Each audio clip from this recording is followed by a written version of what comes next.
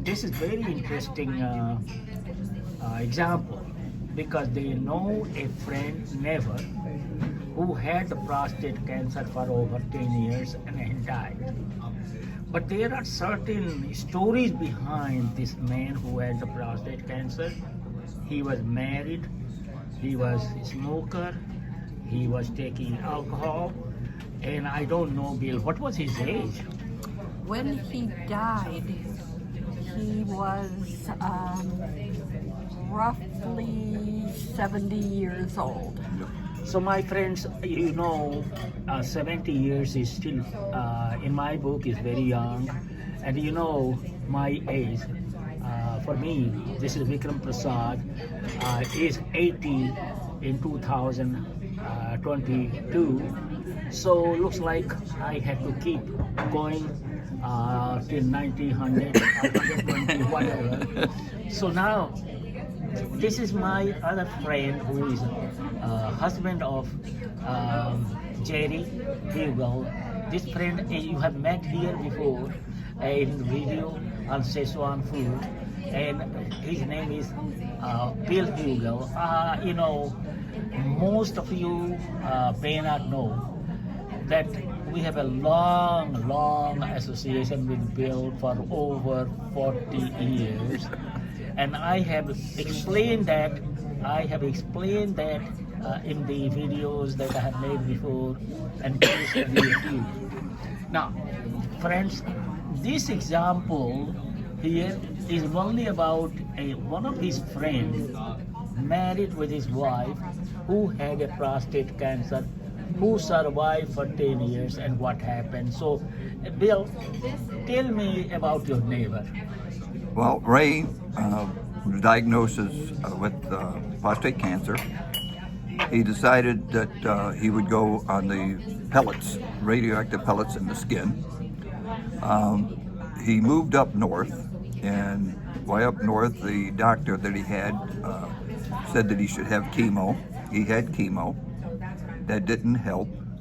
The pellets had stopped working. And that is the radioactive pellet. That's Yes. what they call radioactive pellet.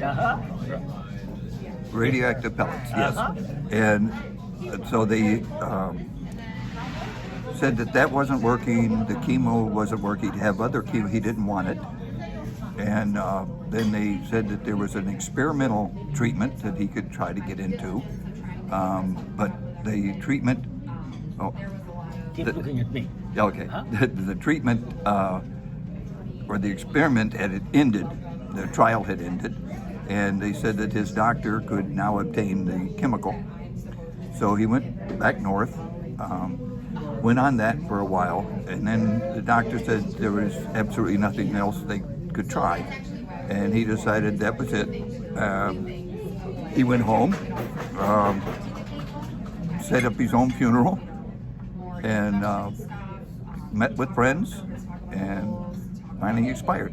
So he died just a natural death, right? Yep, basically he was at home. And he did not have his prostate removed, correct? No. And he had chemotherapy too. Yep. And after that, or before, he had anti-hormonal therapy. When, do you know? Anti-hormonal? I don't know exactly that's when. okay. It was.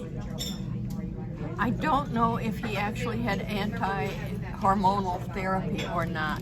I don't know what the pellets that he had inserted were, but he was on those for a number of years and had a relatively normal life, doing the things he wanted to do and feeling relatively good up until after he started the chemo. And of course the chemo has certain side effects that everybody experiences to one degree or another, and those were very troublesome for him. So, Jerry, did he have his biopsy done?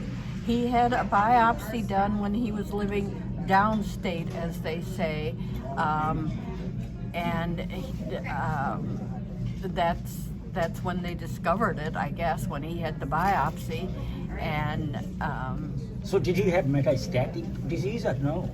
He did it did progress to that. It was not in the beginning, which is why they did the pellets instead of the chemo from the beginning, but it did spread to his other systems and was finally too much for his body to fight off. So friends, you have seen here the story of Bill's friend who survived for almost 10 years in age 70 when he died. Not using it. So this is clear, this prostate cancer is a very strange kind of cancer, as I have said in my 3 previous videos. As I said, my friend in Florida who died at the age of 100, he had his prostate removed 30 years before he died, and he had no side effect and he lived a normal life. The second case I know where in 60s they had prostate cancer and the person died. The problem in this cancer is that it becomes metastatic and then it goes to the bone and nearby area. And then what happens that the patient cannot urinate because the urethra closes because of growing of the cancer and spreading of the cancer.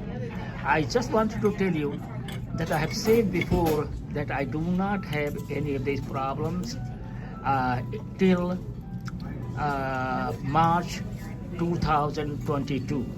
Now, what will happen in future, my friends, viewers, I don't know. But I have to make my own decision based on my age.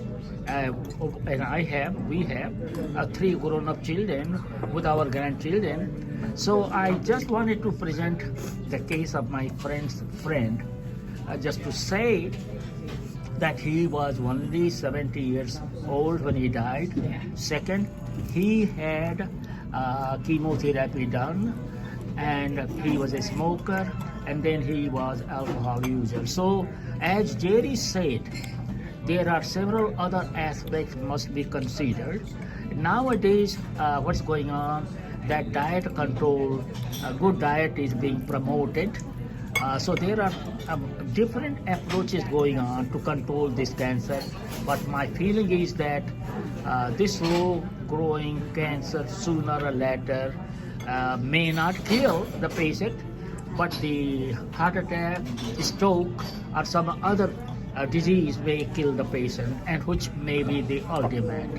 So I will stop this video here, my friends, and then I'll keep you in touch. I'll keep you informed when my PET scan result comes and what does the oncologist says after that. So this will be a continuous series till I'm alive, whenever possible. So thank you so much for watching my video.